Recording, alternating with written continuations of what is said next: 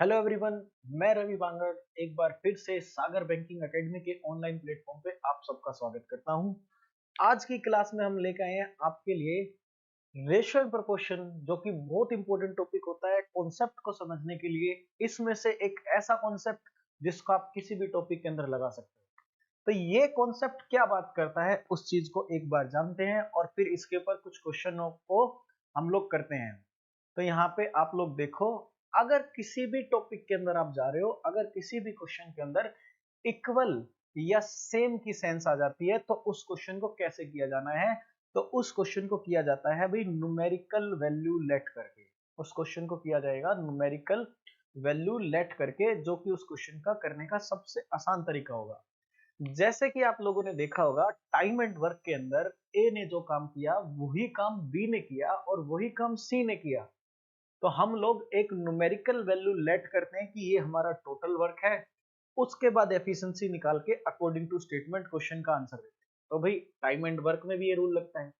या फिर मैं कहूं two equal glasses are full of milk. तो भाई अगर यहाँ पे इक्वल की सेंस आ रही है तो इक्वल ग्लासेस, ये वॉल्यूम की बात की जा रही है। Two animals travelled the same distance, यानी कि टाइम एंड डिस्टेंस में भी ये क्वेश्चन लग सकता है। Two candles of same height.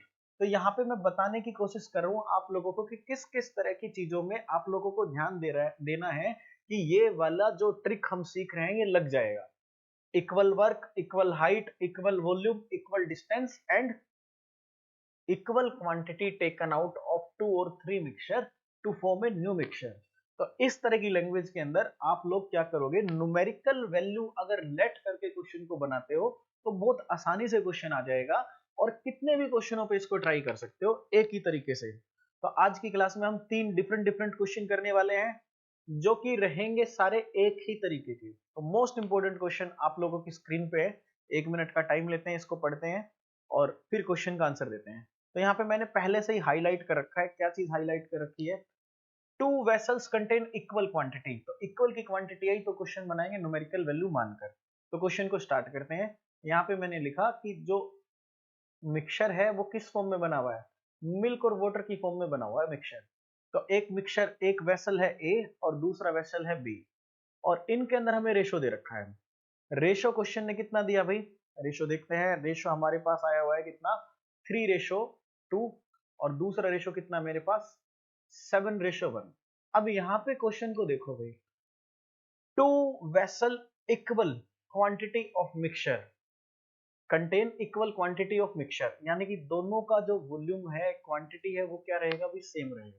तो यहाँ पे इस चीज को देखो, अगर मैं मान लेता हूं कि यहाँ पर जो क्वांटिटी वो x है तो यहाँ पर भी x रहेगी।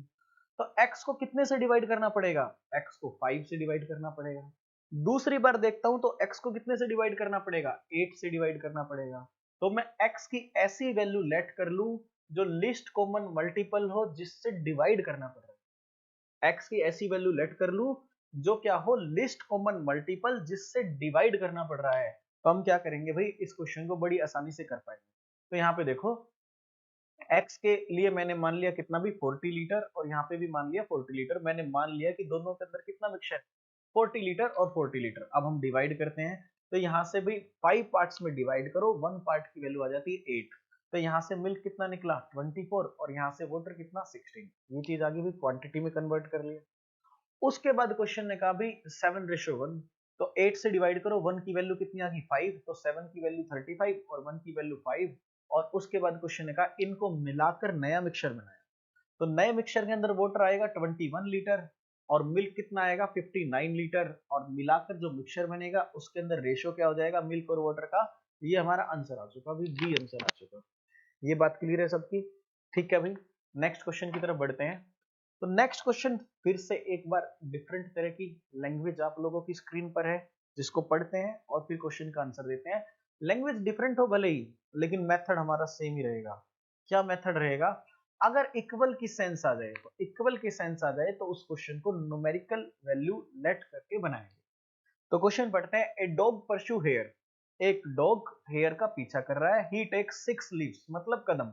यानी कि डॉग और हेयर के बारे में बताया गया, डॉग और हेयर के बारे में बताया गया है। क्या बताया गया है कि जितने टाइम में जितने टाइम में डॉग चलता है 6 कदम for every 7 leaves of hare, उतने टाइम में हेयर कितने कदम चल पाता है? 7 कदम चल पाता है। तो भाई टाइमिंग सेम है, तो इस चीज को आपको समझना पड़ेगा कि ये रेशो किस चीज का है? डिस्टेंस का भी है और ये रेशो स्पीड का भी है। जितने टाइम में डॉग चलता है 6 कदम, उतने टाइम में हेयर चलता है 7 कदम। तो भाई ये रेशो किस चीज का है? ये रेशो दोनों चीजों का माना जाएगा, क्योंकि टाइमिंग इसमें क्या है? सेम है। तो टाइमिंग सेम होने के कारण ये रेशो जो है 6 रेशो कितना 7, ये रेशो डिस्टेंस का भी है और ये रेशो टाइम का भी है, ओ सॉरी स्पीड का भी है। अब आगे बढ़ते हैं, तो आगे क्वेश्चन ने क्या कहा? लेकिन बट 5 लीव्स ऑफ डॉग, कि डॉग के द्वारा 5 कदमों में तय की गई दूरी वो किसके इक्वल है? वो हेयर के द्वारा 6 कदमों में तय की गई दूरी के इक्वल है। 6 कदमों में तय की गई दूरी के इक्वल है। तो यहाँ पे इक्वल की सेंस आ गई। तो यहाँ पे मैं क्या करूंगा भाई? एक डिस्टेंस लेट करूंगा 5 और 6 का एलसीएम, और मैं मान लूंगा वो डिस्टेंस कितना ट्रेवल किया जा रहा है? 30 मीटर का डिस्टेंस ट्रेवल किया जा रहा है, जो कि भी डॉग अगर तय करेगा तो 5 लिप्स में, और अगर हेयर तय करेगा तो कितने में? 6 लिप्स में। तो यहां से मैं हर कदम की चाल बताता हूं कि भी एक कदम में डॉग कितना चला? 6 मीटर, और हेयर कितना चला? 5 मीटर। क्लियर हुई भी ये बात? इसके बाद आगे देखो, अगर एक कदम में डॉग कितना चलता है? 6, तो भी 6 कदम में कितना चल पाया? 36 मीटर। उसके बाद भाई अगर हेयर चलता है एक कदम में कितना? 5, तो 7 कदम में कितना चल पाएगा? 35 मीटर। 35 मीटर। अब यहाँ पे सेम टाइमिंग की वजह से ये डिस्टेंस का रेशो भी है और ये स्पीड का रेशो भी है। तो क्वेश्चन ने पूछा कि इनकी स्पीड का रेशो बताइए, तो मैं इसको स्पीड का रेशो मान लूंगा और मेरे क्वेश्चन का आंसर कितना हो जाएगा? 36 रेशो 35। नेक्स्ट क्वेश्चन पे चलते हैं। फिर से एक बार डिफरेंट लैंग्वेज है लेकिन कॉन्सेप्ट सेम है, कंसंट्रेट करो। क्वेश्चन को पढ़ते हैं एक बार। Two candles of same height are lighted at same time. तो भाई सबसे पहली बात जहां से आपको पता चलेगा कि क्वेश्चन को करना कैसे, वो मैंने हाईलाइट कर दिया पहले कि same height, two candles of same height. तो सेम हाइट है तो चलो भाई हाइट लेट करनी पड़ेगी। तो भाई एक जो पूरी जल जाती है 8 घंटे में और दूसरी पूरी जल जाती है 6 घंटे में, सेम हाइट के कारण दोनों का एलसीएम लिया। एलसीएम मैंने लिया कितना? 24 मीटर। कुछ भी यूनिट लिख लो इसमें, मीटर, किलोमीटर, सेंटीमीटर, कोई फर्क नहीं पड़ेगा। लेकिन यहां से आपको क्या निकालनी है? बर्निंग रेट निकल जाएगी यहां से। बर्निंग रेट मतलब कि एक घंटे में कितनी जलती है कैंडल। तो भाई यहां से हम क्वेश्चन का आंसर निकालने की कोशिश करते हैं। देखो एक बार सभी, यहां से क्या करोगे आप? 8 घंटे में 24 मीटर, 24 मीटर लेंथ पूरी जल जाती है। तो भाई यहां से मैं क्या कहूंगा? 3 मीटर पर आवर जल रही है भाई, ये स्पीड आ गई उसकी, बर्निंग रेट। सिमिलरली यहां से कहूंगा भाई 4 मीटर पर आवर जलती है और भाई उसकी स्पीड कितनी हो जाएगी? 4 मीटर 6 घंटे में पूरा जल जाएगी। ये बात क्लियर हुई? आगे क्वेश्चन ने कहा assuming that each candle burn at a constant rate, दोनों सेम गति से जल रही है। In how many after being lighted, in how many hour after being lighted, कितने घंटे जलाएं ताकि the ratio between first to second candle becomes 2:1, ताकि रेशो कितना बन जाए? 2:1 बन जाए। तो टाइम निकालना है, तो टाइम को मैं लेट कर लेता हूँ। मैंने लेट कर लिया कि मैं इनको टी आवर्स के लिए जलाऊं, टी घंटों के लिए जलाऊंगा, टी घंटों के लिए जलाऊं। तो यहाँ पे देखो भाई 24 टोटल हाइट थी, तो पहली मोमबत्ती को टी घंटे के लिए जलाऊंगा तो 3 टी जल जाएगी। एक घंटे में कितना जलती है वो? 3 मीटर जलती है, तो टी घंटों में 3 टी जल गई। बची हुई कैंडल की हाइट रहेगी।